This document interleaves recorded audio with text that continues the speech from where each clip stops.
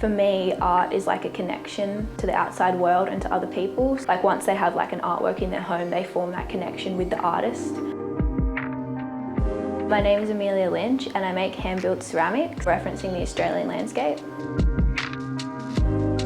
When I'm making my works, I really focus on like the texture and the forms. So a lot of my works are quite textured and have a lot of different patterns to them. I always want the viewer to like reach out and touch the work and interact with the work.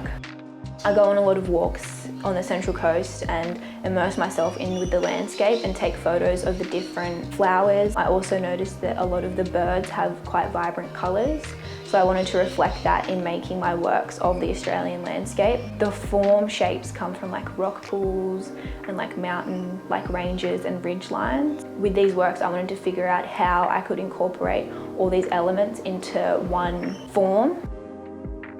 So when COVID first started, I thought that I was going to be really set back with my art making practice and not being able to use kilns and fire my work to kind of progress. But I found that I had a lot more time to be able to make works because I was at home so much. So I just constantly made works and like focused on like the form and the shape, and then I was able to like fire all my works like once we were allowed back at uni. I started doing like night classes when I was 14 at the Central Coast Pottery Society, and I did it like all the way through high school, and then when I graduated high school I came to the National Art School and have been at the National Art School for 5 years doing a BFA and then a Masters. And tell us about why you work with Art Pharmacy. I think it's a really good platform to like showcase my work. I also thought it was really good to see like a lot of women running an artist space.